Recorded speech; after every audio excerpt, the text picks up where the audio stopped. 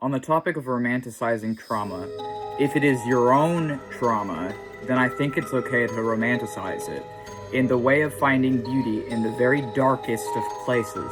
Finding something beautiful even in my own pain and my past at times kept me alive despite that painful past. And in the pain of my present with poverty, food insecurity, and other battles and struggles, it is finding something beautiful to hold on to that helps me to survive. This idea is a big part of my demonology as well, and my witchcraft. Even when others hurt me, if I can find anything beautiful, it helps me to endure it. So this idea that, oh, you shouldn't be romanticizing trauma, I think it depends.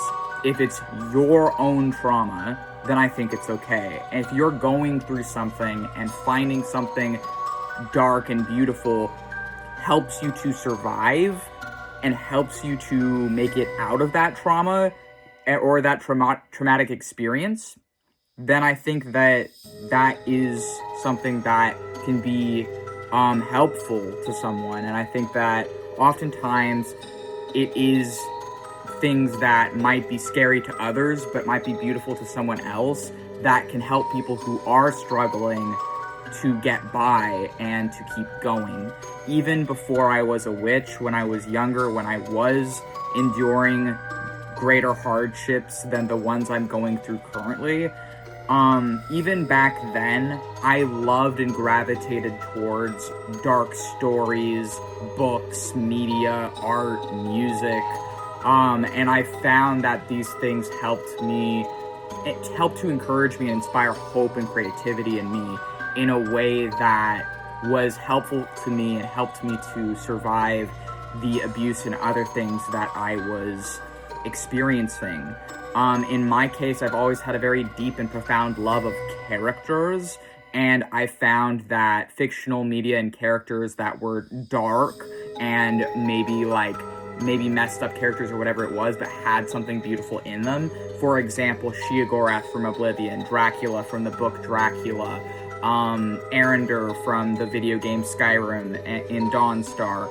Characters like this, and among others, were deeply, deeply inspiring to me and felt like teachers and like people that sort of helped me to survive the hardships of my childhood and teens. And now understanding that I'm a DID system, I feel like when I was an atheist, my DID actually expressed and anthropomorphized itself.